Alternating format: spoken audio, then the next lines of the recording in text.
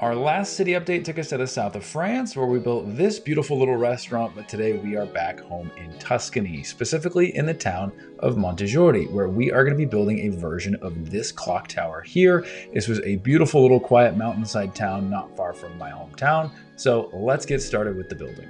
So starting off with the ground floor, we've got a really simple wooden door, but I did use these gold rings as door knockers, which I kind of liked.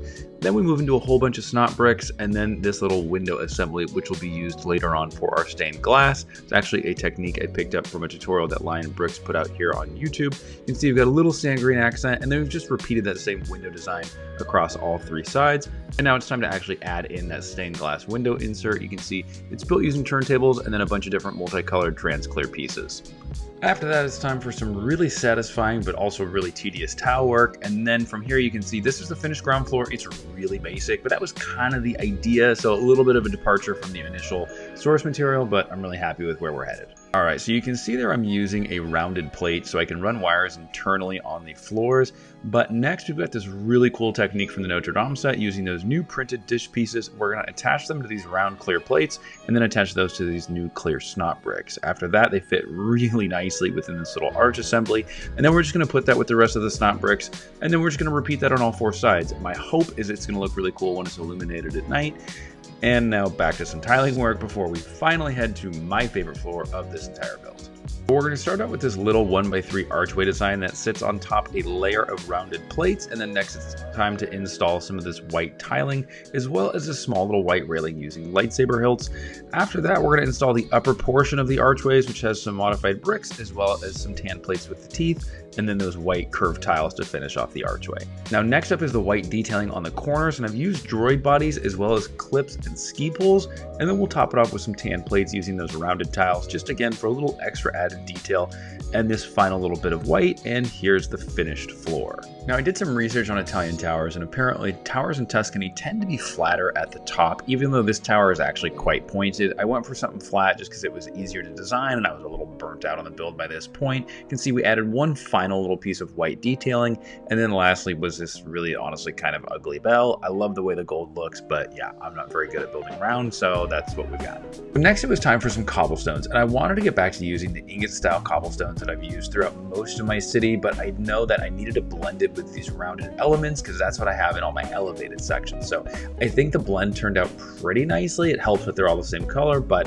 it is nice to be back to that same kind of rectangular cobblestone style.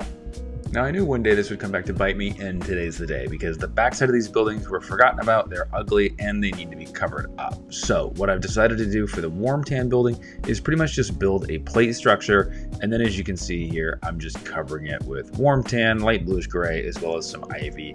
Honestly, it looks a little mismatched kind of patchwork, which I don't mind. It certainly looks better than what we had before, but it's not exactly how I want it. So eventually I'll go back and change it and probably make it more intentional, but for now it works. So now it's time for the second building of the video, and I'm building it on this little elevated platform. You can see I've done this little cutout for the wires, and I've got this really cool printed piece that my wife made for me. So you can see we're starting off with a really simple wooden door. I just didn't know what to do, and I was kind of burnt out on wooden door techniques, but it looks fine. After that, we got this cute little window assembly. You can see the dark green shutters. We've got the black lattice inserts for the windows, and then of course some ivy. And next is this nice little fountain I built, and you can see I ended up not getting my curved slopes in time for this build, so there's a little bit of a gap, but honestly not that big of a deal. I was thinking about lighting this up, but I think it would just look a little bit off-putting to have that blue light here in the city. Got these nice little columns to go on the side, and I really like how this turned out. After that, we've got this nice little corner. You can see we've got a little lantern, a bunch of ivy, and then this sort of window design that I actually borrowed from this city update from long ago, finally resurrecting this build. And then from there, we're just topping it off. Now you can see on the second floor is a large, very simple set of stairs. I didn't go back and finish this all the way just because I don't know what these stairs are going to lead to, so I didn't want to spend a ton of time, but I do like the use of the black hot dogs as the railing. Again, not perfect, but it kind of gets the idea across, and it's good enough for now. But now it's time to assemble all the pieces together, and you can see it's starting to fit together really, really nicely. The one thing we're missing is landscaping. So I added some bougainvillea crawling up the building, as well as some ferns in the sand green pots, and then I've added these two trees, and I do have a tutorial up for those right now if you want to check it out. But speaking of trees, I wanted to add a Christmas tree to the city this year, so I built this one from the Creator 3-in-1 set, and I got some string lights from Light My Bricks. We're going to light that up here in a minute. But here are some little holiday market stalls I built. So one is mulled wine, one's got panettone and some pastries, and this last one is just kind of random, like little toys, I guess.